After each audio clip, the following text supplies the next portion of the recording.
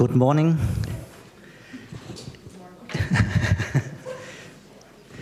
I was about to say good afternoon. We have been up very, very early because I told Michael Ungar and my wife Elena that the traffic is super heavy at that time in the morning in Copenhagen. And they were, honestly speaking, mocking me. There was almost no traffic at all. So we have been here for a very long time. And first of all, of course, I would like to welcome you, Michael Ungar, and of course also all the rest of you. I would like to welcome you. In this room, we have space for more people, but as we used to say, happily, the most important people, they are here. So welcome to each and every one of you.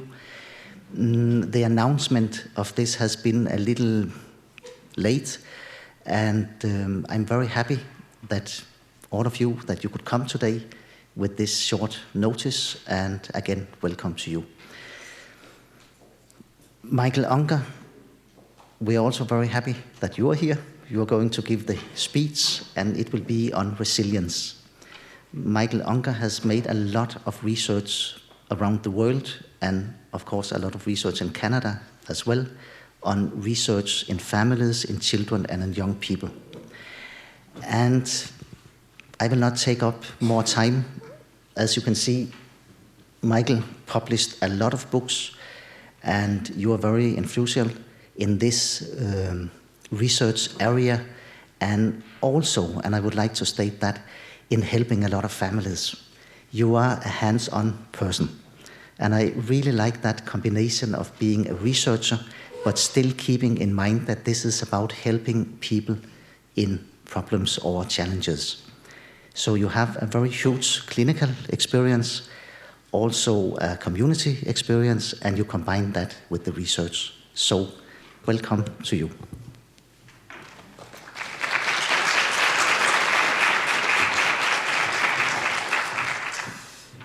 Let me turn this on and make sure we're test. Can you hear me now? That sounds pretty good. Thanks ever so much.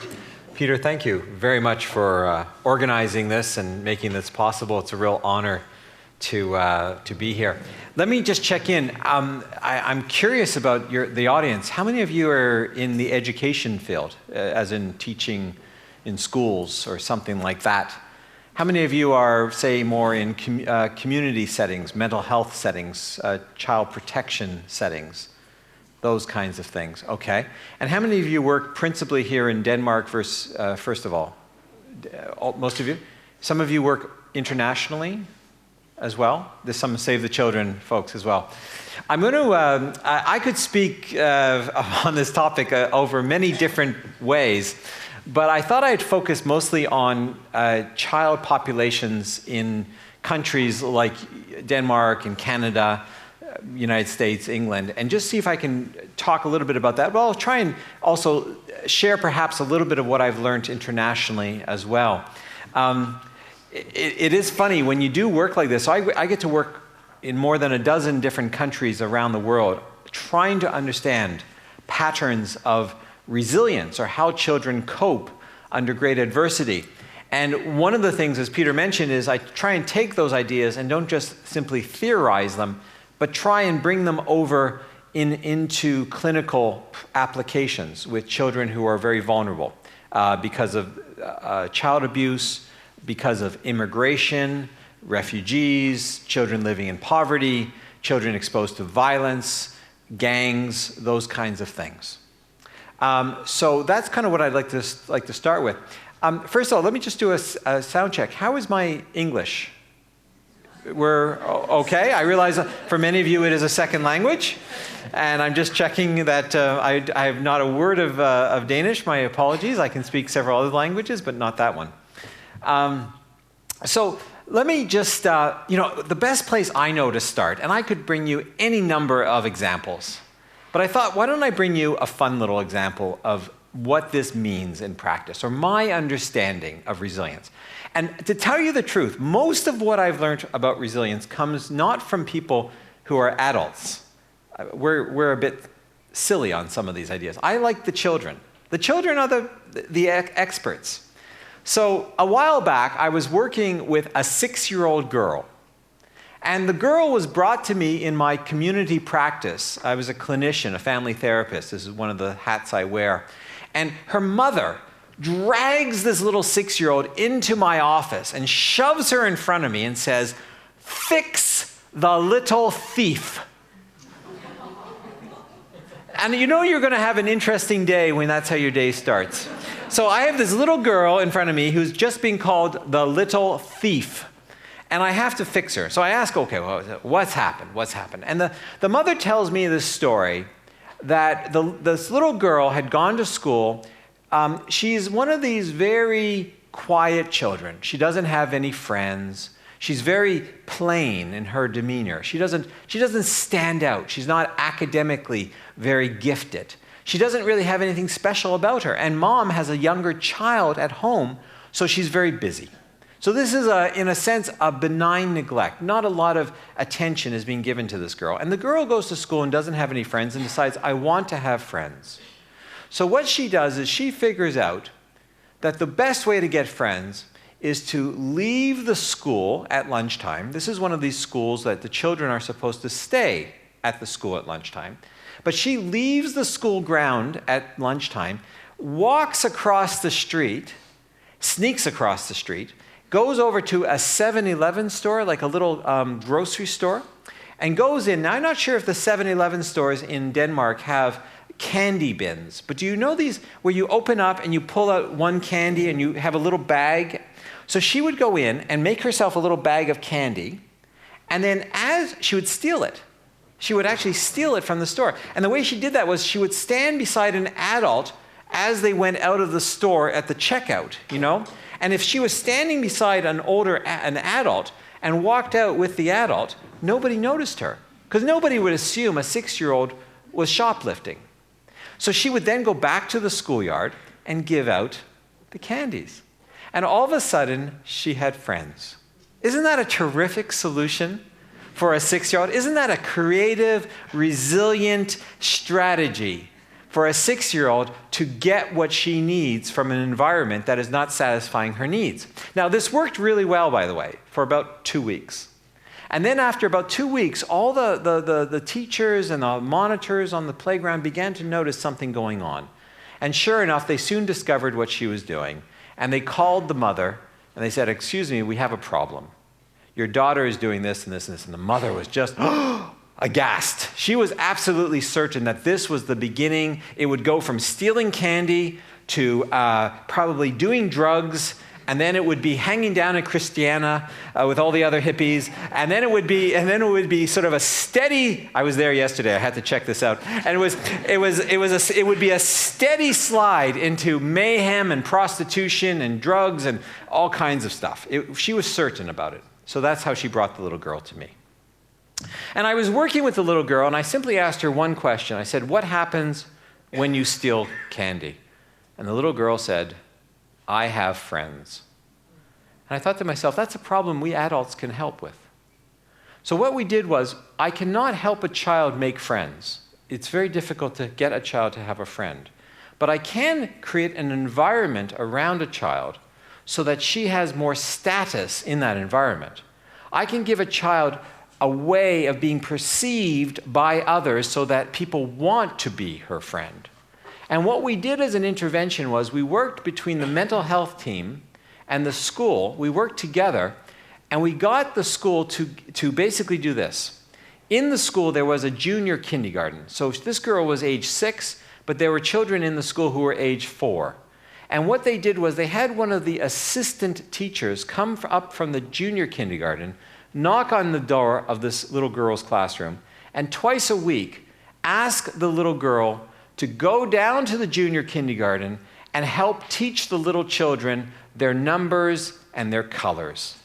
So all of a sudden, what happened was that this little girl got to get up out of her classroom seat, walk very proudly Have any of you ever seen the movie Saturday Night Fever with John Travolta?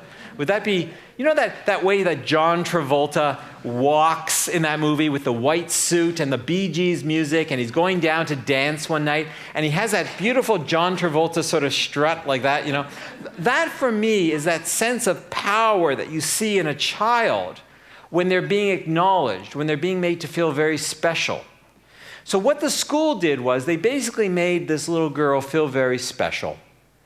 And they gave her a chance to feel like that by helping out in a genuine way. She made a genuine contribution to the younger children. And that increased her status. Now, that intervention is maybe controversial. I've had some teachers say to me, but you rewarded the little girl for doing something bad. And my response is, well, so what? She got what she needed when we adults shaped the environment around her. The second thing which I sometimes hear is, well, if it's good for her, then we should give every child the same opportunity to help with the little junior kindergartens. And of course, that would be the stupidest thing that you could possibly do, because it would take away the specialness of the intervention. Now, the reason I'm sort of telling you this story is, one, because it fixed the little thief. She never had to steal candy again. But the second thing I'm saying is that I learned a lot about resilience from a 6-year-old. In very significant ways, what she explained to me in her own way was that when we give children facilitative environments that allow them to get their needs met, in general, they will migrate, they will move from problematic behaviors, anxieties, conduct disorders, other early forms of even psychosis. They will migrate away from a lot of very problematic behaviors. Not entirely, but they generally speaking, will make better choices. They will actually take advantage of the opportunities that we create for them. Let's see if I can get this. You know, there's an interesting example of this in a more clinical sense, a very, very sort of more serious sense. This is not my own research. This is a study in Canada that looked at a large cohort of children who had been physically and sexually abused. And what they did was they correlated children who had histories of physical and sexual violence in their lives. They also asked them, how engaged are you at your school? In other words, how much do you feel like you belong somewhere in your community? Where do you feel attachments? Where do you feel like you belong and are important? And when they found that school satisfied that capacity, that need, what they found was that they also were asking the children, how suicidal are you? What is your rate of suicidal thoughts or suicidal ideations? And what they found was that for children who were physically and sexually abused, there was a direct relationship between the amount of engagement they felt at school and the reported amount of suicides in terms of thoughts and feelings. Now, this is a serious issue because if you think about it, we know that children who have been physically and sexually abused tend to, at least in North American or in sort of Western, more economically developed countries, there tends to be a direct correlation between that experience of abuse and suicide. And yet, this is very clearly showing from a very large cohort study that if you get that child engaged at school, it will have a profound impact on their well-being. Which says that before we start intervening in children's lives to bolster resilience, and before we start thinking about this totally as an individualizing problem, or that we provide trauma therapy to children, there is a big argument to be said that we should first adapt the environments. And in fact, what I'm learning about resilience is that there's this notion of differential impact. In contexts of greater adversity, there are certain factors which make a bigger difference. And that as abuse and violence and trauma increase, or exposure to traumatizing events increases, in fact, the first need tends to be environments which are safe, secure, predictable, where you have attachments to adults who care about you, and all these other things that we control. So I want to start from a premise here that resilience, you know, the most common definition of resilience is, and please don't write this down because it's an awful definition. The most common definition of resilience, thank you, tends to be that it is something inside of us. That resilience is our capacity to overcome. And that is actually true at lower levels of stress. So if a child is very well resourced and has lots of supports and they have a traumatic event, a lot of what predicts positive developmental outcomes will be personal. Now, it's interesting, though, that in context of higher adversity, where there's more stress, more poverty, more violence, more racism, more sexism, more heterosexism, more sort of marginalization, that what we actually see is the need for a more contextual understanding of resilience, that the factors around, like good social policies, good child care policies, really great health care, good mental health services, good schools, safe streets, will actually have a larger impact on resilience across an entire population. Now, that doesn't mean that you know, individual factors aren't important, because they are. But only to the extent that we create those social structures as well. Now, that's pretty abstract, I realize. So let me see if I can bring this down from my own research. We've been with literally thousands of children around the globe. What we've been trying to understand is what are the key factors that predict resilience. And we've actually, I mean, there's many factors. But what we keep seeing in our research is a cluster of 7 different aspects of children's lives which are highly predictive of good outcomes. And these are really interesting because these are not things just inside a child. The good news is that you are not necessarily all going to be out of a job. Because if you think about it, if resilience was just something inside of us, we don't need you. If you think about it, right? If resilience was just something inside of us, then why would we have good social policies, professionals, professional helpers, good schools? I mean, all you have to say to a child is just go off and be resilient. Just go. Just fix yourself. Go on, fix yourself. You know? But what we actually know is that if you adapt environments around children, and let me give you a sense of these 7 things. For instance, relationships are important, but interestingly, a relationship with a parent is not the only important one. I always hear this, especially in the United States. You go in and, oh, well, it has to be a mother, and it has to be a father, and it has to be a certain kind of nuclear family and everything else. And that is total, well, it's not true. In fact, for higher risk populations, or for people who come from more collectivist societies, such as South Africa, perhaps Tanzania, you might even get into some of the South American cultures, you would see much more that the relationship is the kinship group, or the community group, or the teachers, or sometimes with a lot of very marginalized kids, even your social worker becomes a very key relationship that makes you more resilient. Now, through relationships, what we also see is this need for identity. That's that little girl I just talked about, the little thief, and that sort of John Travolta walk, right? Is that notion of anything we can do to give someone a sense of self-importance, or not say self-importance, but importance in the eyes of others around them. And that has to be a genuine moment of contribution. Not this fake, oh my gosh, do you have this problem with parents constantly doting on their children and making them feel almost narcissistic, as opposed to genuinely, I watched this, my daughter was coaching soccer recently, and she was coaching 5-year-olds, and the little 5-year-olds would be on the field, and the parents would be up on the stands, and every time their child touched the ball, the parents would go, yay, yay! It's like, no, shut up! The child has done nothing to merit to be worthy of such excessive gushing and comment. Go away, leave the child alone. Let them actually work a little bit for your praise. Let them actually make a contribution. Let them have a genuine identity experience.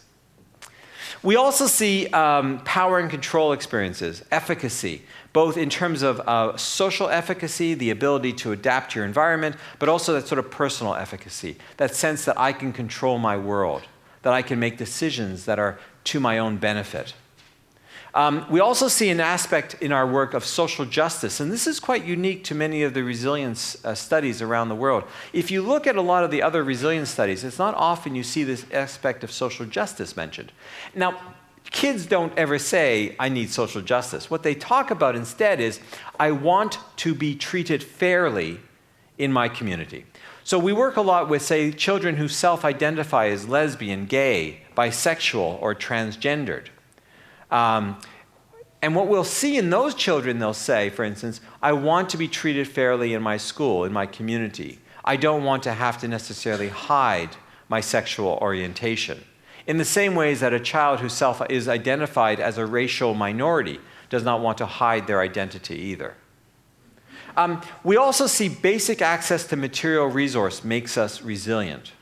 You know, you need good schools, safe streets, good food, all those sort of the basics, which is kind of, I mean, why, if you think about it, I know that, you know, I think Denmark and other countries in the Scandinavian countries, and I think somewhat Canada as well, we have a much better social safety net than, say, my neighbor to the south. Are there any Americans in the room?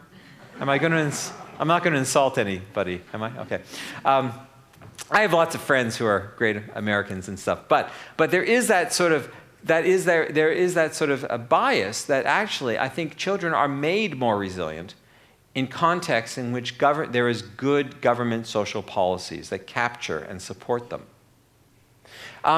We're also looking at a sense of cohesion or a sense of belonging, that my life has some bigger purpose, and you can see this in our communities or in our schools, that when children have a sense that someone is watching them. How many of you work or know, maybe some of you have children and your children go to a school, does anyone greet them by name when they enter the school? Does anyone say, oh, hi, you are here. We notice you. We know you are here today. And I've seen this, especially with high-risk children around the world. One of the places I got to visit was a school in Baltimore in the United States, speaking of the United States. And this is one of the schools where all the children from all the other schools that are expelled, that are kicked out because of their bad behavior, this is the school that they go to in downtown Baltimore on the east coast of the United States. And this school has had so much violence, so many problems. And a new principal came to the school, and what he wanted to do was to calm the school. He wanted to stop the rapes, the drug offenses, the gun violence, the knife violence, and all those kinds of things that you hear about. And what he did was, one of the things he did to calm it was he took away the guards at the front door. He took away I don't know if you know this, but in many American high schools, there are police with armed police officers at the front of high schools who guard the front doors of the high schools and search kids. They go through metal detectors and all that kind of stuff to enter their high schools. He took away all that security because he said, if we treat children like they're prisoners, then they're going to act like prisoners. So he took away all that, and instead what he did was he put at the front door of his school the ultimate security device. As the children now come into the school, they have to go through steel doors. There are still doors to protect the school a little bit, and they are locked until they are let in, you know, and all that kind of stuff. He's not, you know, a little bit of that. But there are no metal detectors or anything like that, no police officers. Instead, the children have to go up to a table where sitting in front of them are the ultimate G-force security people, 3 grandmothers. Now you have to be, excuse my language, one mean little fucker to take on a grandmother, right? No kid. How many of you work with kids who are really violent, gang members? Anybody like that? Anybody take on kids who are really out there in their behavior? They never talk badly about their grandmothers. Grandmothers are sacred in most cultures, right? So these kids come in, and a little grandmother looks up at this mean kid with the tattoos and the piercings and the chains and the pants down to here, and he walks in and goes, and the grandmother looks up and says, "No, no, no. See, you're not allowed to come in today because you were bad yesterday. So you go away today, but Johnny, come back tomorrow." Johnny, the child's named. They have a sense of place, that there's a community, there's a sense of belonging. Now, I'm stretching it a little bit here. I'm not stretching it. This actually has calmed. This has made a dramatic difference in the number of violent incidents in that particular school. And what I'm learning is that when we create a sense of cohesion and belonging for children, they tend to do much better as well. Which is why the little thief did better. She showed us that when she belonged at school and had a genuine opportunity to show others that she was important, she created a network of relationships with other children and the adults at the school. When all those things began to work together, she actually did much better as well. So the final aspect of this is something about culture, cultural continuity, cultural adherence. That notion of children needing to know who their cultural background or their cultural legacy is. I was thinking about what examples to bring you. Let me give you a rather controversial example. When we were doing the research to develop these ideas, by the way, these ideas are not drawn from the psychological literature. We did not go and talk to a bunch of people who look like me and say, what are the best assets for children? Because that would have created a dog chasing its tail. There would have been no new input. This list came from children all around the world, most of whom do not look like me, most of them who do not speak English. This is how we developed this model. Now, what's particularly important about that is, so we were talking to kids. Now, one of the children that we engaged in our study was a young woman from Halifax, where I live. She had recently been a refugee from Iran. She had come to Canada as a refugee. This was back about maybe 7 or 8 years ago. She had come in from Iran. And it's interesting that as she grew up in Canada, this was, of course, post 9/11, so you know the prejudice that young Arab women and men experience in our cultures. I take it it's the same here in Denmark as it is in Canada. We're very, very racist societies against immigrants, especially from Arab countries at the moment, after 9/11. And what happened was that this girl, once she put on her hijab, she was wearing not a full mask, sorry, but she was wearing just a headscarf, as many girls do. As she went around her community, of course, she was being taunted and bullied and called names and everything else. But she had managed to cope with that. We were looking for children who showed an ability to cope under stress. And it was really interesting. She was referred to the study as a child who had adapted well, despite the prejudice. She was going to school. She wasn't using drugs. She hadn't run away. She didn't show signs of depression or anxiety. She had coped with the transition of her whole family, leaving behind a very wealthy life in Iran and living in poverty in Halifax. She seemed to be coping really, really well. So what we did was we went and we asked her, much of our research, we do mixed methods designs. Those of you, I'm going to be talking about research, I think, for the next couple of days. That's not really the point here. But this was more the qualitative phase of a particularly large study. And we asked the girl, why are you doing so well? What's up? Why are you doing so well? And then she says to us, a quite remarkable sentence. She says, I do well because I let my father make all the decisions for me. Now, I have a daughter who's 18 years old and was about the same age as this girl when I was doing the interview. And I remember thinking, what a profound statement. If only my own daughter would let me make all the decisions for her. I'm only joking about that, actually. Well, actually, I'm not joking. Well, maybe I am joking about that. But what was interesting was, so here I have this young Muslim girl telling me that her adaptive coping strategy is to let her father make every decision for her. What she wears, where she goes to school, when she comes home, who she can be with, and everything else. Now, Now, admittedly, I don't know about you. I don't know what your value system is here. I'm a newcomer to your country. But in my context, this would not sit well. This is not something that we promote in our young women.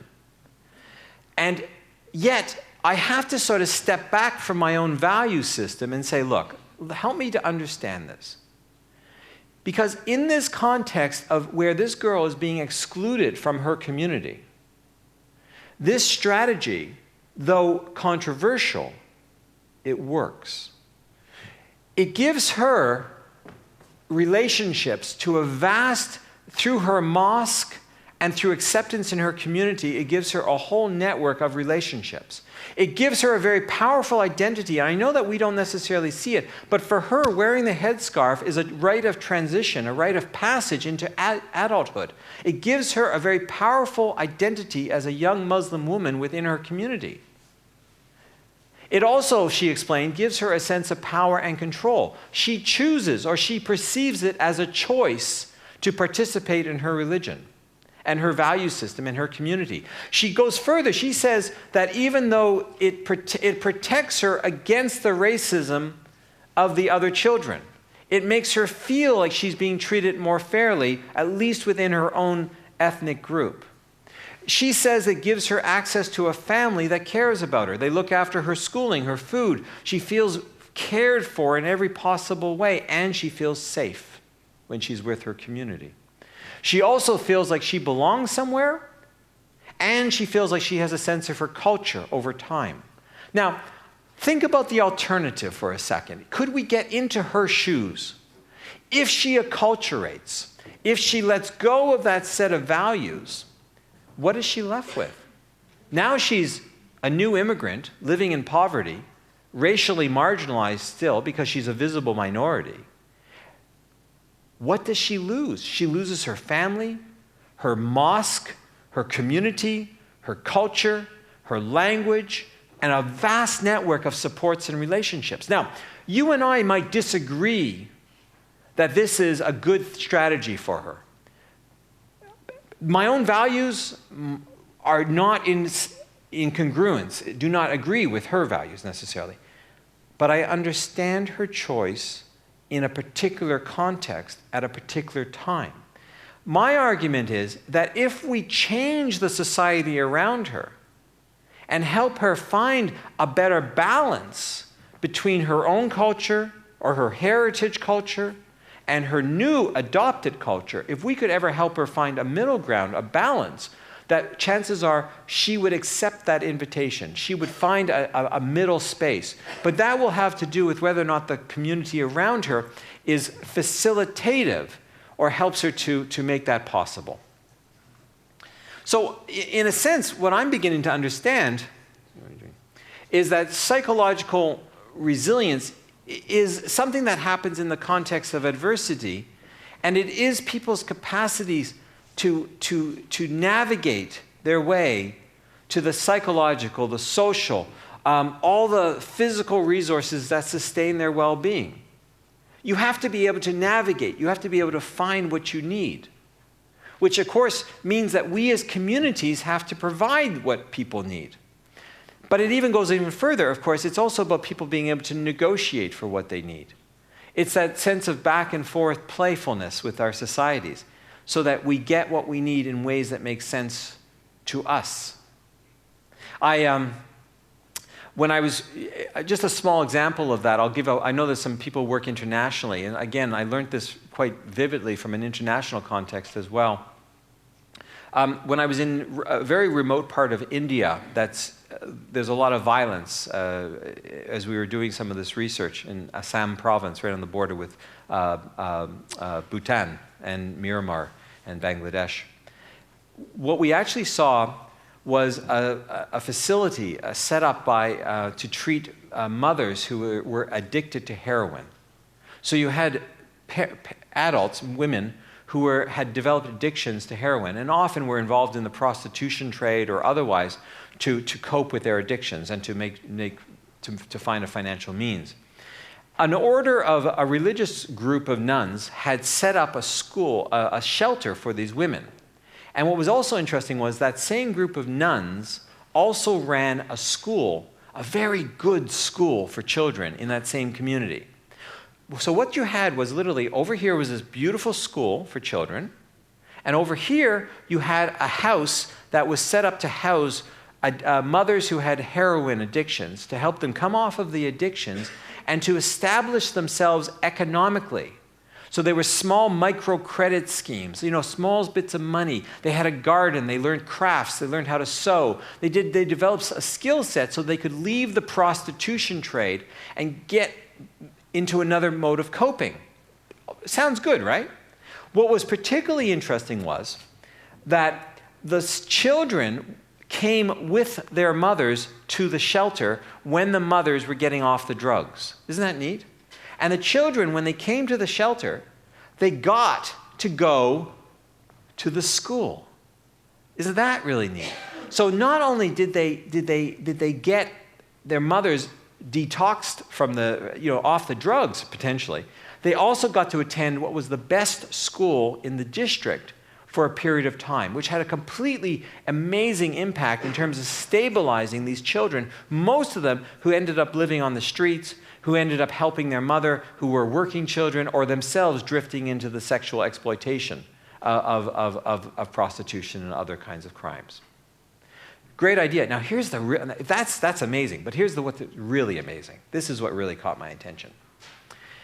When the mothers relapse, and any of you treat people with drug addictions, right? You know that the chances of coming off of heroin the first time through is not very good, right? You tend to relapse. It's high probability of relapse. Everyone understands it, so people would start using drugs again. The mothers would then leave the shelter and go back to the streets until they were ready for more treatment. But the children could stay. Isn't that amazing? The children could stay inside the shelter. And my argument is that what they actually were creating then was continuity, cohesion, a sense of belonging, and a service that carried on. So the children remained not only in the shelter, but in the school. And that was creating conditions for resilience. That was breaking the cycle of violence and prostitution and other kinds of serious challenges for these kids. Now, what I'm highlighting here is this second principle, that when we offer something to people that helps them navigate to the resources they need to make them more resilient, we also have to have this process of negotiation so that what they receive makes sense to them. Can I show you? You all work with you all work with children, right? So can we play for a second? Like just for play? Do you know the game Mirrors? Helena, can I embarrass you for 10 seconds? Do you know Mirrors? Do you mind just standing up for a second?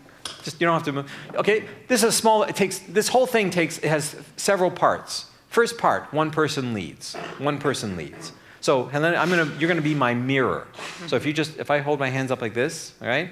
And if I move my hand, you have to move your hand. If I was to smile, you'd have to smile. And if I began to walk, you'd have to walk. 10 seconds. Would you mind? You can either sit or you can stand. Would you mind just trying a game of mirrors? Just for 10 seconds. One person leads. Thanks. That's great.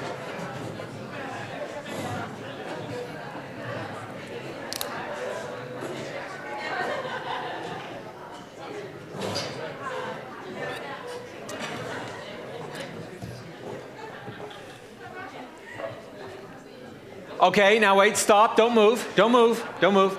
It is revenge time. The other person gets to lead you now.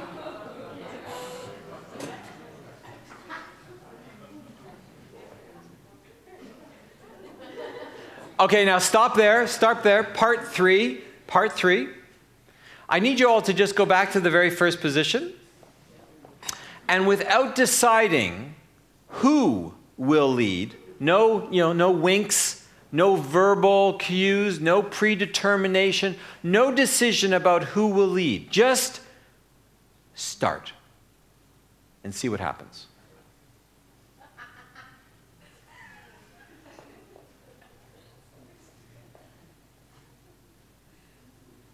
All right, thank you. Thank you.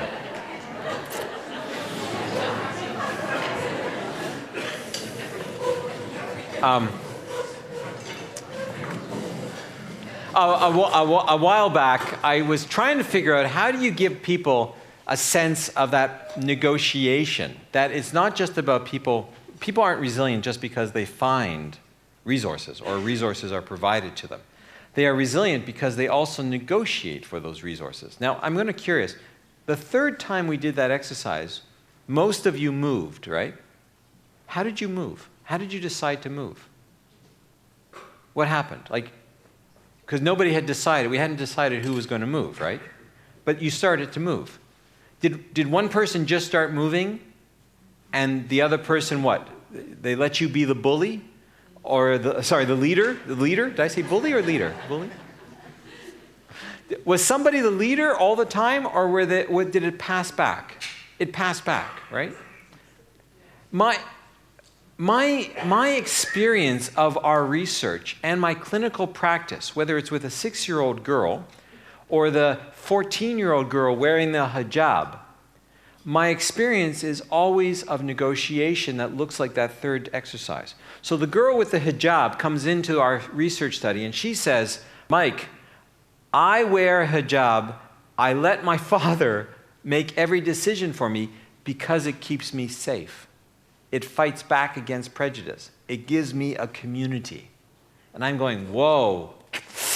I don't understand. Because in my world, fathers don't make decisions for their daughters. That's not socially just. That's sexist. I make all these. And she's going, but Mike, you don't understand. Listen to me. My life is run by other rules. And we get into this pattern of negotiation to decide what is an adequate resource. Now, of course, there are compromises in the middle.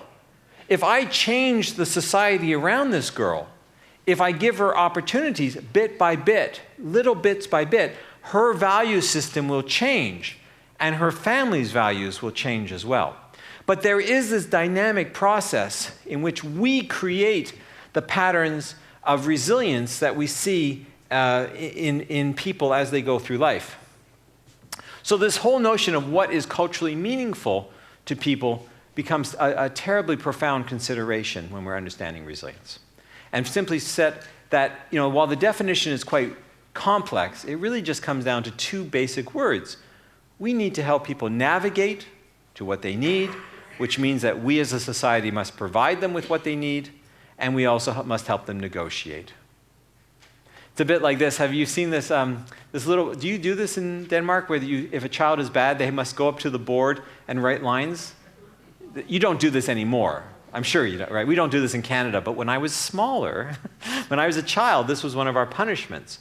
If you were bad, you had to go to the board and write, I will stop being bad, or something like this. And this little child has been sent to the board, and he is writing, I will stop my obsessive-compulsive behavior. I will stop my obsessive-compulsive behavior. I will stop my obsessive-compulsive behavior. Do you know what do you get, I hope you get the language here, right? And he just goes, it just doesn't get any better than this. And I can't help but think that sometimes children will, if we don't provide them with opportunities to do well in one way, well, they simply find another. And it's a bit like this. If we help children access these 7 resources, that identity and relationships and power and control and things I just talked about, those 7 balls, it's like we can give them either very good ways to find those or very bad ways to find those. And I see this in my clinical practice all the time. Do schools structure opportunities for children in ways that meet their needs? The 4 C's are, do we give children opportunities to be competent, caring contributors to their communities? In other words, can they be competent, caring contributors to their communities? Or do we make them deviant, delinquent, disordered, and dangerous, right? And to the extent that they choose, it's often about what substitutions we put in front of them. So I would argue that the little thief will steal candy until we give her, which is a deviant, a dangerous and a disordered and a delinquent solution, until she can feel like she is a competent, caring contributor to her community. And that we, in a sense, can adapt environments so that children are much more likely to be resilient. And that, again, there's a lot of research below this. I'm not necessarily referring back to studies by Michael Rudder, by Ann Maston, by people like Amy Werner, and some of all these big historical studies, or if you look at McCubbin's studies, there's a lot of sort of longitudinal data that supports exactly what I'm saying, that environments tend to predict the kinds of resilience that you're going to see. If you look at Teresa Betancourt's work in Sierra Leone with demobilizing child soldiers, or perhaps you look at work with gang members in my own country by a fellow named Mark Totten, you see the same patterns repeating, that children are looking for solutions to their problems. They choose problematic behaviors like gangs, violence, truancy. They choose those behaviors because those make sense to them in particularly damaging and dangerous contexts. And the more we are adaptive and helpful, the more they seem to change their behaviors.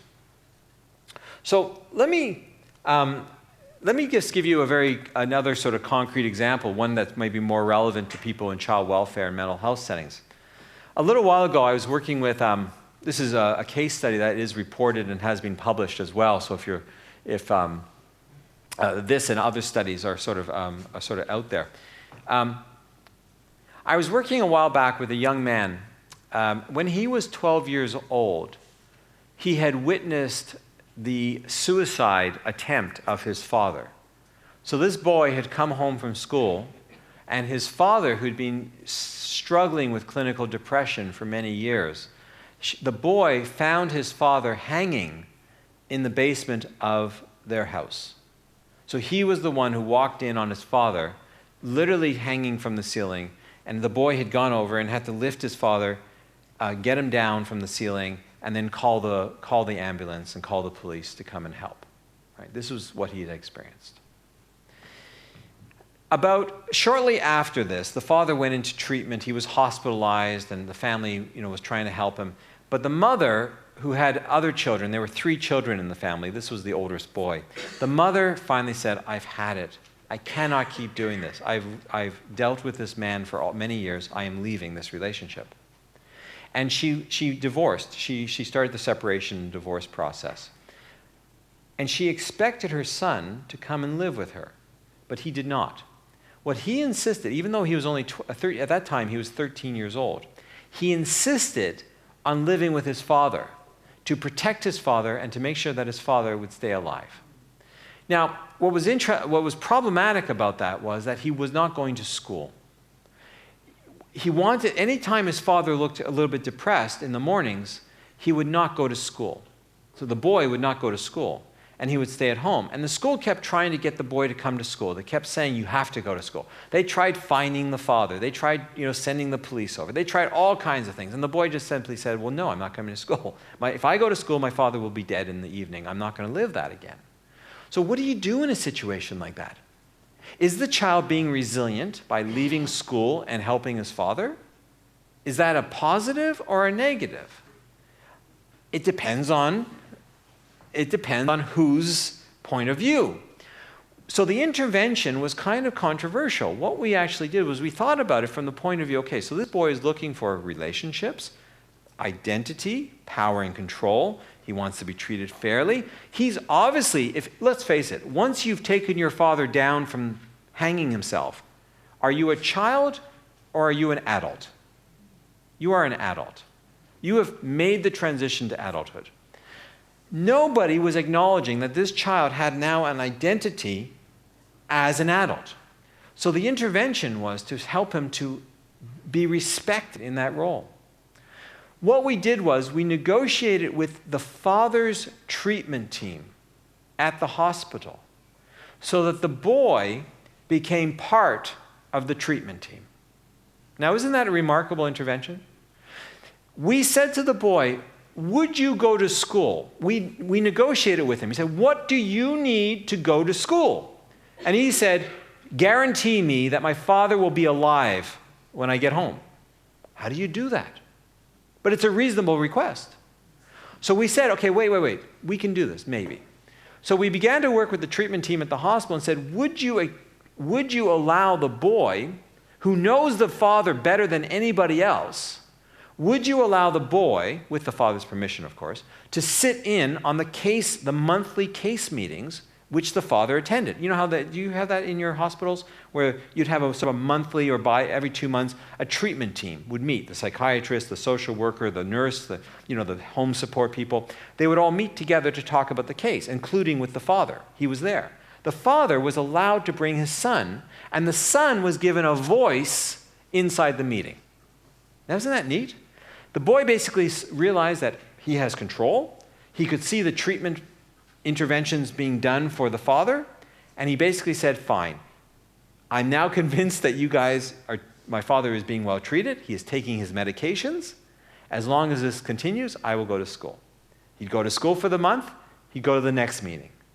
As long as he was convinced that the treatment was working for his father, he went to school. Now that's a little controversial. I don't know, would psychiatrists in Denmark allow a 13-year-old boy to sit in?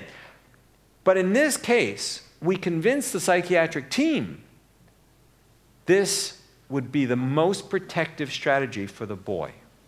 The father didn't mind. The father said, I don't care. Let my son sit in. He's my best help. My son is my biggest helper. The father was fine with it.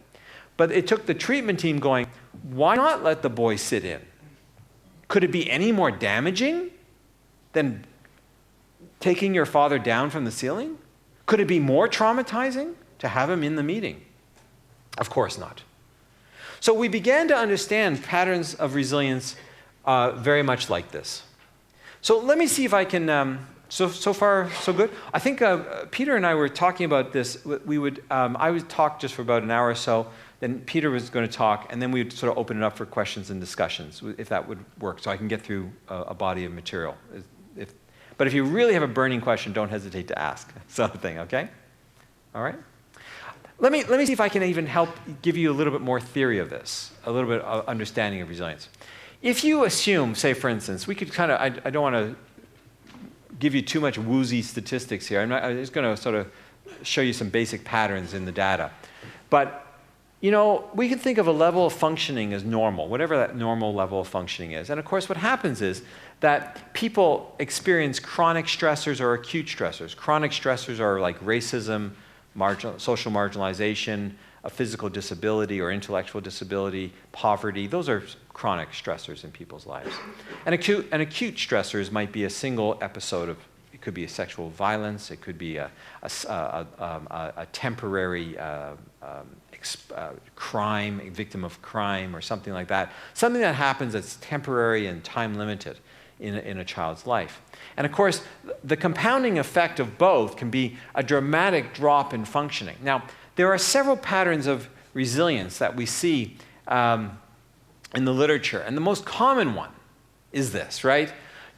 Something bad happens, you have all these stressors, you dip down and you recover to almost normal functioning. In general, that's one of the most common patterns, would you say? So I am resilient if I resume normal functioning. I go back to school. I don't tumble into a life of drugs. I get on with my life. I rejoin my family. I do things that are positive. Now, that's the most common. But did you know there's many other patterns of resilience as well? And the reason I want to raise this is because I think sometimes we don't see them. The pattern we're looking for is very narrow. We only are thinking about which child is resilient. Tends to be one kind of child. So let me see if I can give you some of the other patterns. The other is this mythic notion of the unaffected child. You'll see this in the research a lot, because what they'll do is they'll measure resilience as the absence of disorder. So you have come through a very traumatic event. You have seen violence. You have been exposed to war, but you do not have nightmares. You do not show post-traumatic stress. Therefore, you are resilient. They don't talk about what's positive. They only talk about the fact that there is nothing negative. And it's a variation on that notion of, see, the problem with that idea is that, of course, you can be problem-free, but not fully able. And that's not a good place to be. So a child is not showing post-traumatic stress, but they don't have friends. So what? Is that a good thing or a bad thing? So one of the artifacts of the research is sometimes we simply say that a child is resilient if they don't show negative symptoms or they appear unaffected. Now, the next, a little bit more theoretically sound notion of resilience, which is based on some of the work of George Bonanno and others, is you tend to see this pattern of what's called minimal impact resilience. And that is actually the truth of the matter, is that a lot of people will come through incredible adversity and actually show relatively little impact on their lives. They will basically be doing okay. They will show a temporary glitch, they will show a little bit of a problem, and then they keep going on in their lives. Interestingly also, we see this pattern of something called post-traumatic growth. Have you come across this term? It's a lovely term, isn't it? It's that notion of not just that you show post-traumatic distress or disorder, but you can also show post-traumatic growth. That as you go through life, you actually get better. You do things that you would not have achieved. And I think we would see, I would imagine in a group this large, there are people, your life, somebody in this room probably has had an experience of this, where you have turned your experience, your own experiences of challenge, and you've taken that and integrated it into your life. I also like to call this the Oprah Effect. Because Oprah made a career out of interviewing people who showed this pattern, right? You came through great adversity, and my gosh, you were raised in wherever, and now you're a superstar, right? Like, you know, wow, you've just taken all that and you did something amazing with it, right? That's the kind of, that we love those stories. So that is actually a pattern of resilience too. People who integrate the lessons from their past, and they make something of that. They turn it to their advantage. Now, there is also some other patterns which are a little bit less easy to see, I think. A few of them, one of them is called avoidance strategies. And it's interesting that children will sometimes show patterns of coping by simply avoiding problematic situations, right? Emotional withdrawal from an abusive parent. So if you are living in a situation where you have a very abusive, neglectful parent, one of the best coping strategies for children is actually to shut down emotionally. I know that goes against, we don't want that, right? We don't want children to shut down emotionally. But until the environment changes, the most effective strategy a child can use in an environment that will not change is an emotional withdrawal strategy. But here's an interesting tidbit, though. The American psychological community has been doing a lot of studies on military personnel, especially military personnel who have gone to Afghanistan and Iraq. And you know how the war there is very unpredictable? You never know where the enemy is. You never know what the next moment of violence is going to be. What they've actually found is that adults who, as children, were abused and who used an avoidance strategy of shutting down emotionally under abusive situations in their homes, they make great soldiers. Isn't that sick? Isn't that just isn't that just sad? But these adults, men and women, who used an avoidance strategy to deal with abuse in their own homes, they make terrific soldiers in places like Afghanistan and Iraq because of the unpredictability of the violence. They understand it. They cope well with it. They tend to show, at least in the theater of war, less traumatic reactions, less post-traumatic stress immediately after the violence exposure. However, they make lousy civilians. When they demobilize at the end of their term as soldiers, they do not do very well because they do not know how to make relationships with other people. They do not know how to create trust and love. They do not know how to enter intimate relationships as a husband or a wife, that kind of situation. So they don't do very well after they leave the army, the military, but they do very well when they're in the military. These are these kinds of strange patterns of resilience that you sometimes see. there's also hidden resilience or hidden patterns of coping. And the one I've sort of mentioned here is those are often culturally specific aspects of resilience. So you have that situation where you have a child who, say, as I said, very, very sort of specific patterns. The child who doesn't go to school because he's keeping his father safe. There's some interesting work on working children around the world. Now, I know we definitely have a bias against child labor. I don't, though I wish my own children had worked a little harder at their chores at the house, but that's a different kind of child labor, I realize. But in more seriousness, I mean, we know that around the globe, child labor is a terrific problem. Children don't get an education, it's exploitive, it's very dangerous for children, et cetera, et cetera. But we also know, and I think Save the Children has done some wonderful work in this area as well, we also know that you simply cannot go and say to a working child, give up your job and come to school. You're just going, it doesn't work, right? You work in Bangladesh, I believe we were chatting. I mean, it doesn't work, right?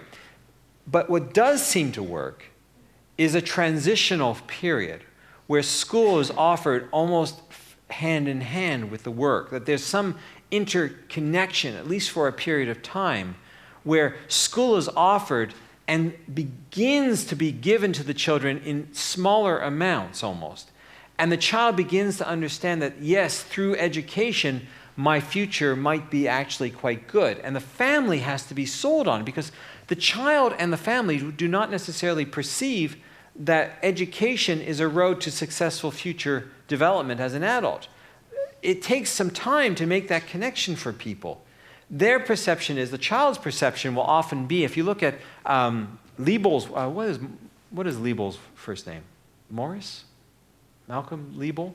L-I-E-B-E-L. He's an interesting writer on children's, working children. Very interesting work that he's done. And what he's done is really shown that when you talk to children, they will say that, no, by going to work, I have economic stability, I have hope for the future, I'm developing capacity, and my community and my parents look at me as someone of importance. How do you say to a kid, oh, give all that up and go to school, be a child? It doesn't work unless you begin to think about it from the child's point of view. Now, if the parents are convinced that if the child goes to school, their economic well-being will pull the whole family out of poverty, that's when you begin to sort of see a shift in perception. In other words, what we do is when we want to make children more resilient, we create the conditions, we create the social value systems that reflect to the child what is a proper pathway to resilience. And sometimes what we see is children choosing hidden or atypical patterns, such as, I will go to work because that is my best chance for a successful future. The last pattern is even more perhaps controversial. It's simply maladaptive coping. Children join gangs. Almost all the research on gangs and youth shows positive benefits to children. Let me say that again. Almost all the research on gangs shows positive influences on children from gang membership. Temporarily, for a short period of time.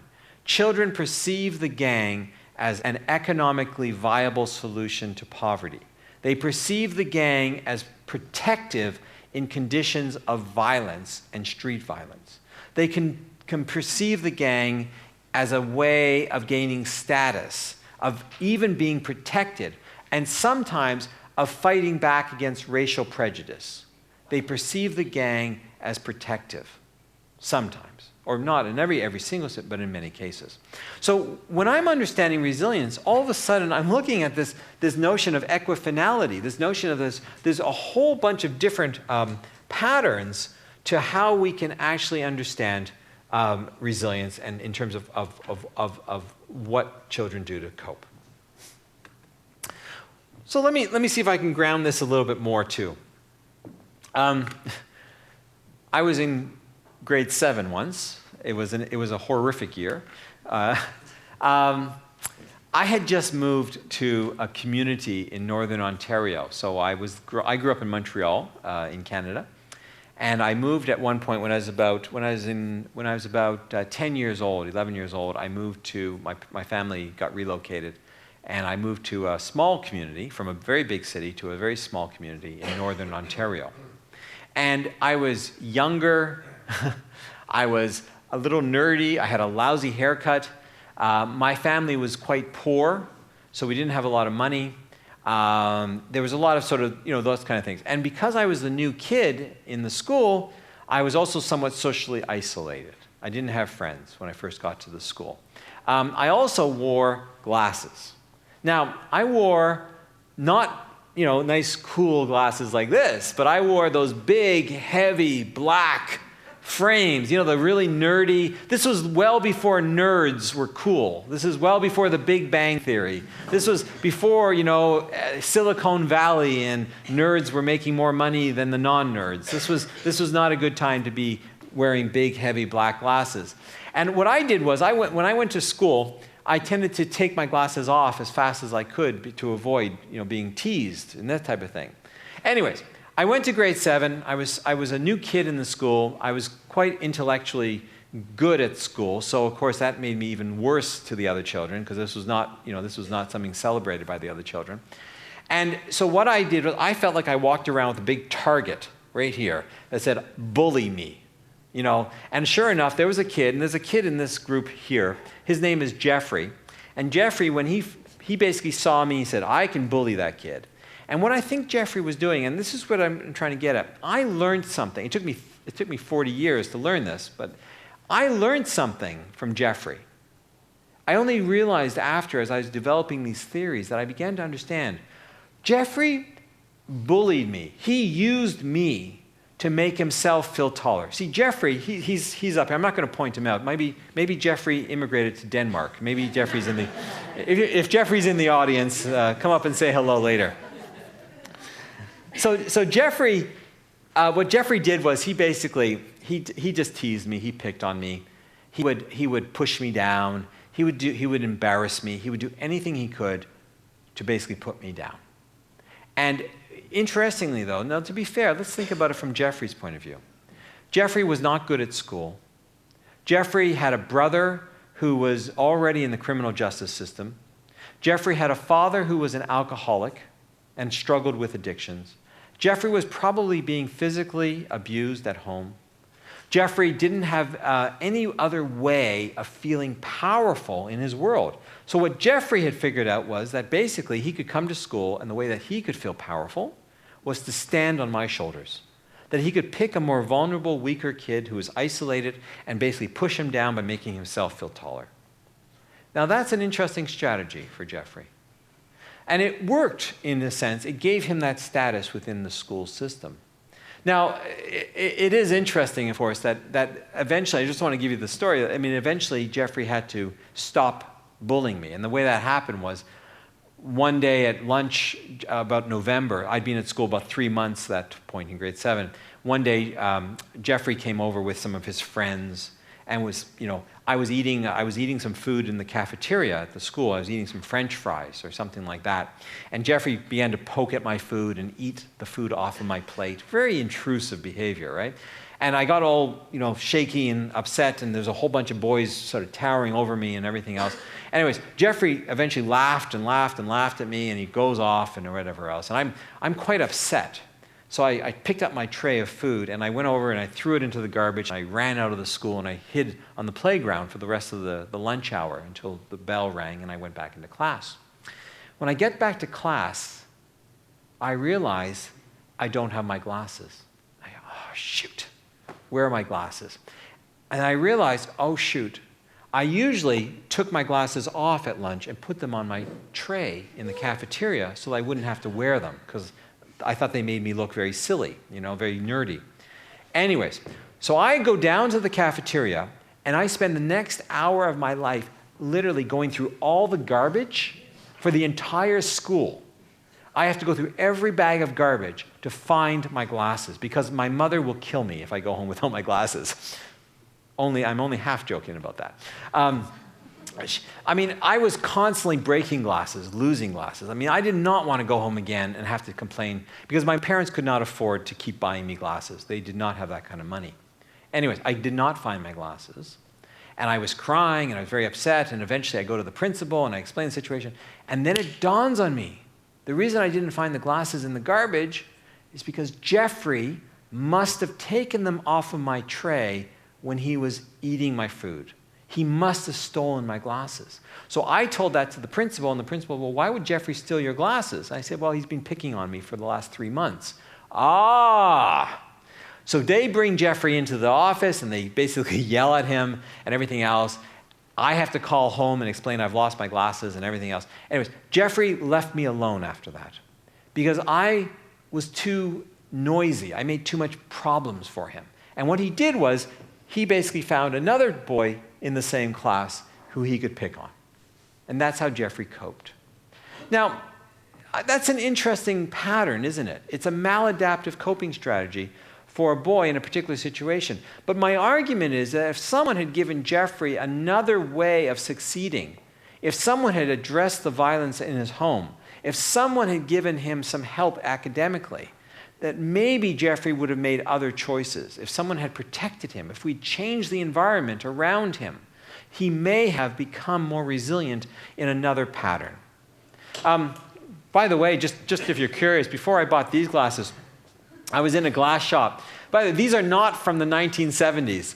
These are actually modern frames that are worth about 500 Canadian dollars, 500 US dollars. These are really fashionable, expensive frames. And I remember the guy, as I walked into the shop to buy new glasses, this guy looks at me and says, "Ah, sir, I have the perfect frames for you." And he grabs these and he's literally walking towards me. He's going to put these on my face. And I go, "Back off, buddy." It's taken me a lot of years to have enough money in my pocket not to ever have to wear glasses like that again. I mean, you know, but Jeffrey, I don't know whatever happened to Jeffrey, but I do know that in my own clinical practice and my research, it's very clear that children adapt to environments in best ways that they can. And if you even look at some of the recent writing of Anne Maston or others, the whole field of resilience is getting away from understanding resilience as something just inside of us to understanding resilience as something that is facilitated and adaptive, including in international disaster contexts.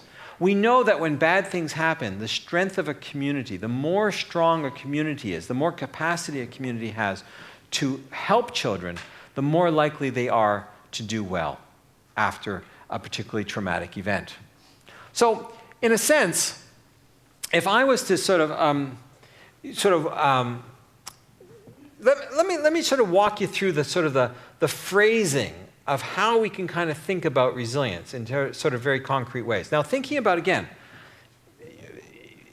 what you're actually doing here is you're helping, if I'm going to suggest that the takeaway from this should be, how can you help children find those 7 things? Whether you're a mental health therapist or an educator, how do you adapt the environments around children to get new relationships, better identity, more power and control, feelings of social justice, sense of cohesion, material resources, sense of culture? When those things are given to children in combination, in more complex ways, generally speaking, they do well. And this is one of the simple ways that you could almost answer these particular questions. You could almost, I could almost ask you to think of a particular challenge, and you want to answer these. This is what you want to answer. When I experienced, and name your challenge, when I experienced bullying when I was in grade 7, I coped by, well, hiding, right, was my first strategy, and then eventually by telling an adult, the principal. My success depended on, well, my internal resources were important. I had a certain ability. I stayed focused on my studies. I knew I was a bright kid. I just paid attention to my capacity to learn. That's how I was going to succeed. But also the external resources of having a principal who said to Jeffrey, "I will protect Mike. I will not let the other kids pick on you." Now, looking back, I think my coping strategy worked well or didn't work well, given the opportunities I had. At that time, when bullying was not talked about very much, I think my coping strategy of just hiding away from the bully was probably an effective strategy until it got so serious. Once my glasses were stolen, I had to do something. It was beyond my power to control the situation any longer, and I needed an adult to help me. So it's this pattern of thinking which is particularly useful. Now, it's interesting to also think about, other people have told me that my way of coping was, well, common back then, or unhelpful. There's very much in the understanding of what we understand to be resilience, we have to always think about how will our coping strategy be perceived by others around us. So if I'm an anxious child with a severe anxiety disorder and I resist going to school, my coping strategy may function for me, but others in my family are very worried about me. So there's always this negotiation between what I see as a viable coping strategy and what others are telling me may or may not be. So essentially, the model is simply, you take those 7 resources, you look for what's meaningful, you think about culture and context, and you basically help people to navigate, and you help people negotiate as best they can for what they need. Now, let me show you one other aspect of this. I want to give you one more really concrete set of things as a way of sort of bringing this all together. One of the things which we've been doing is developing a measure of resilience. So I've showed you a lot of qualitative data. I'd now like to show you a quantitative piece. We have a measure of resilience that we've been developing with people all around the world. And the version I'd just like to show you is 28 questions that help assess young people's resilience, usually between the ages of about 10 and 20 years old, we validated this measure for. And you'll see the same themes appearing that I've shown you. Now, basically the premise here is that each of these 28 questions is predictive of better outcomes, both psychologically and socially. So children who answer yes to these 28 questions tend to do much better in life. That's what we're finding. They resist drug abuse. They don't tend to engage in high-risk sexual activity. They might be sexually active, but they won't engage in high-risk sexual activity, that kind of thing. There's a fun way of doing this exercise. If you just think of, I'm going to read each of the 28 questions out. It's scaled on a scale of 1 to 5. 1 being very low. That does not describe me very much. 5 being, yes, that describes me a lot. So each of the questions is set up like that. And if you want to think about a child who's between the ages of 10 and 20, who's had some challenges in life, how would they answer this questionnaire?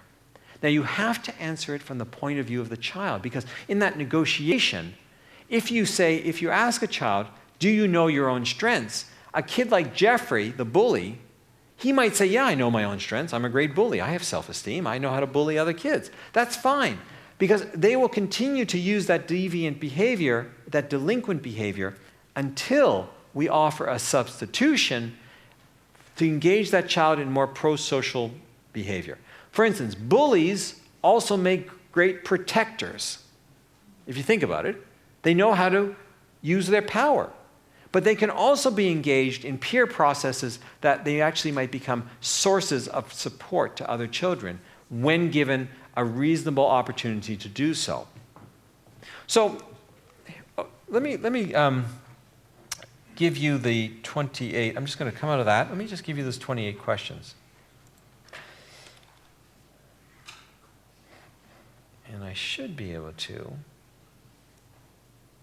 So let me just show you the scale here. The scale, of course, is not at all, a little, somewhat, quite a bit, or a lot. But let me just even blow. I'm going to just the scale, since it's so easy to remember. I'm hoping. Let me just blow this up a little bit more, so I can read off the questions and you can actually see them. Is that big enough for people? Yeah. Okay. So here are the questions. Just thinking about a child. If you want to take a little pen, paper, you're welcome to answer this. Thinking about a child between the ages of 10 and 20. We have versions of this that are for younger children and also for adults, but this is the youth version. Thinking about that, I'm going to ask you the question. If I was to ask that child the question, do you cooperate with people around you? To what extent does that describe the child, right? So a gang member would likely say, Very much so. A gang member has to collaborate. Now, I would rather the child not be in a gang and doing something else, but for the moment, until they find other sources of resilience, it makes sense that they will participate in the gang. Number 2, to what extent do you feel that your parent or caregivers watch you closely? Do they know where you are after school? Highly predictive. And by the way, these questions come not from people in North America. These questions come from North Americans and Aboriginal youth, and children in South Africa, and children in Gambia, and children in Tanzania, and Russian children, and Palestinian children, and Israeli children, and children in China. We went all around the world to collect these 28 questions have gone through a long process of development. Number 3, to what extent do you feel supported by your friends? Number 4, to what extent do you talk to your family about how you feel? Now, it's interesting. Chinese children don't talk to their families very much about how they feel. North American children do. Number 5, to what extent do you feel that your parents or caregivers know a lot about you? Do they know your friends? Do they know what you like to eat? Do they know what you like to do at school? Those kinds of questions. Sorry. Number 6, to what extent do you have people that you look up to who are inspiring you for your future hopefulness, future orientation? Number 7, to what extent are you proud to be, and you name your nationality? Now, nationality might be kind of strange because people identify in different ways, right? If you're an immigrant from Iran, you still might say, to what extent are you proud to be Iranian, as opposed to Danish or Canadian or something like that. But that's a very fluid thing. The point is that the child has a nationality that they will identify. Number 8, to what extent are you aware of your own strengths? Very important quality of resilience. Number 9, to what extent do people think that you are fun to be with? Sort of that social desirability factor. Number 10, to what extent do you know how to behave in different social situations? That sense that you can navigate around your community well. Number 11, to what extent do you have opportunities to show others that you are becoming older or an adult? Rites of passage, the sense that you can impress others, that you are capable. Again, that 13-year-old boy who went and worked with his psychiatric team for his father. Number 12, to what extent are you able to solve problems without using illegal drugs or alcohol? Number 13, to what extent do you strive to finish what you start? That whole notion of perseverance. Number 14, to what extent do you feel safe when you're with your family?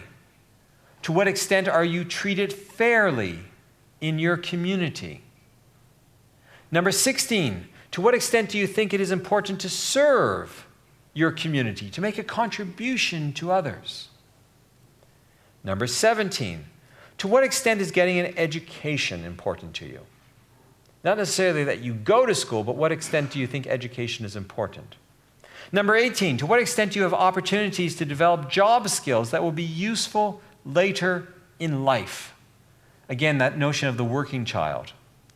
Number 19, to what extent do you eat enough most days? Food, there's something about families sitting down and eating together that keeps appearing in our research everywhere in the world. Having those 3 meals a week with your children is highly predictive of resilience in every culture pretty much. Number 20, to what extent do you know where to go in your community to get help? Which is that sort of, again, that sense of efficacy, that power and control, as well as material resources. Number 21, to what extent do you enjoy your family's traditions? 22, do you think your friends will always stand by you during difficult times? Number 23, do you think your family will always stand by you during difficult times? Again, very important and predictive of your capacity to survive. Number 24, to what extent do you feel that you belong at your school? Not just that getting an education is important, but that you really feel you belong at your school. Number 25, to what extent are spiritual beliefs a source of strength for you? Do you have a sense that your life has some bigger purpose? Number 26, to what extent do you enjoy your community's traditions? Number 27, to what extent do you participate in organized religious activities? Now again, this was developed with people who are marginalized all over the world. A lot of Canadians don't go to religious activities very much, but marginalized communities do disproportionately. And number 28, to what extent are you proud of your ethnic background? Now, just to say, if you're curious about this measure, we do give this measure away for free, and it can be used as a pre-test, post-test, or it can be used as a clinical assessment tool, just as a dialogue. When you ask children these questions, you're going to find out all kinds of sources of their resilience. Rather than just asking them, well, tell me about your inner capacity to cope. You're talking now about all kinds of factors in a child's life that would be highly predictive of what they need to be resilient. Now, in a sense then, I just want to come down to something here.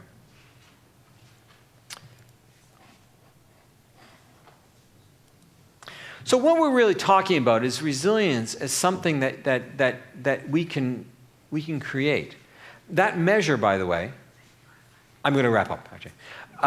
That measure, by the way, we want to share with the world. So if you write the either myself or the Resilience Research Center, it's available, easy to find on the web. Feel free to write us, and we're happy to just share that with you. We just ship it out to you.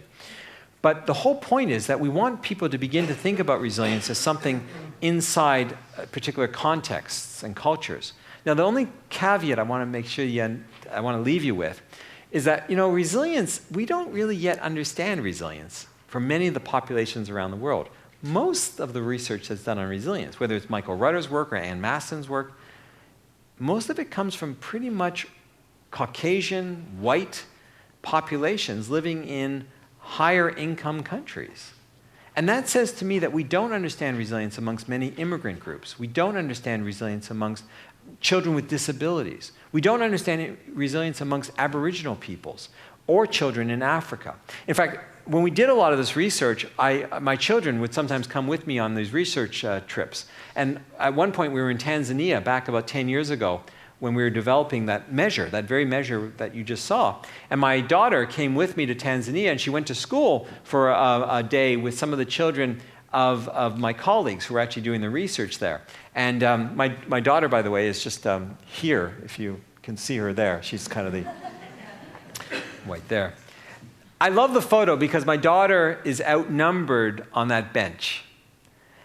It's a humbling reminder that what we understand about resilience represents her reality. But for the vast majority of people on this earth, we do not yet know the patterns that predict resilience. And the onus then has to be that when we're working with more marginalized populations of children, the onus still has to be that we reach out and we ask them, how do you cope under stress? We fairly well understand my daughter's pattern to resilience, but we do not understand those other children on that particular bench. And on that note, why don't I pause there? I'm going to pass it over to my colleague. I want to say thank you very much for this opportunity to share a few ideas, and all the best in your work.